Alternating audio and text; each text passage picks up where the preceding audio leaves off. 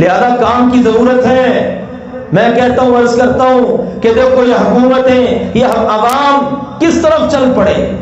اب آگے آ رہے ہیں نیو ایئر نائٹ، یہ رات کو 12 بجیں گے اور اتنا شاید غیر مسلم اس پر جشن نہیں منائیں گے جتنا مسلمان منائیں گے. وزامت النصارى تمدن میں حنود، یہ مسلمان ہیں جنہیں دیکھ کے شرمائیں یہود. شاید آپ کے بھی علم میں ہو آج مسلمان واقعی کبا چلا ہنس کی چال اپنی بھی بھول گیا. ہم مسلمانوں کی آج یہی عادت ہے. ہاں مسلمانوں سنو، شاید اس سے بڑی بے غیرتی کا جشن پہلے دنیا میں کبھی نہ ہوا ہو. آپ کے کراچی میں باقاعدہ یہ جشن منایا جا رہا ہے نیو ایئر نائٹ کے طور پر. لوگ اپنی بیویوں کو لے کر آئیں، ان کے لیے کمرے ہوں گے، بیویوں کا ایک دوسرے سے تبادلہ ہوگا، 25,000 روپے ٹکٹ ہوگا، ایک کی بیوی دوسرے کے بعد دوسری کی بیوی پہلے کے پاس. کس نام سے ہو رہا ہے؟ ہیپی نیو ایئر نائٹ کے نام سے. کہاں؟ مملکت خداداد پاکستان کراچی کے اندر. قانون حرکت میں نہیں آتا. چلو ان بے غیرت اور دیوس لوگوں نے اقدار، روایات، اپنا کلچر، اپنی مشرقی روایات سب کو پس پش ڈال دیا. اسلام کو تو ان کو پتہ ہی نہیں ہے.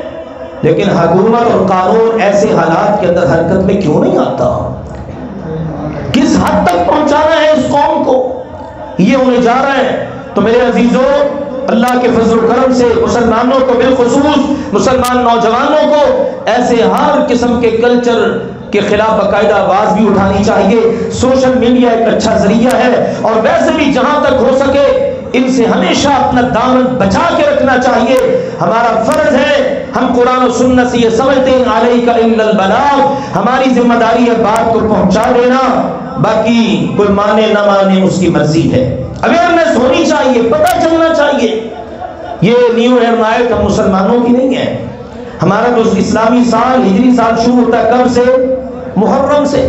ذی الحج میں ختم، اور کتنا خوبصورت، روزے رکھو اتنا ثواب ملے گا، ذی الحج کے مہینے میں حج ہو جائے گا یہ ثواب ملے گا. یہ ہے ہماری اسلامی ثقافت، اسلامی سال. اور یہ غیر اسلامی جنوری سے شروع ہو کر دسمبر پر، اور دسمبر کے آخر میں کیا کچھ ہے. پھر یہ اسراف نہ میرے عزیزوں، کسی مسلمان نے اس کا حصہ نہیں بننا.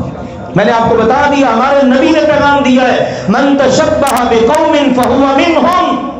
یہ عیسائیوں کا کیلنڈر ہے، جو ان سے مشابہت کرے گا وہ برونی میں سے ہوگا.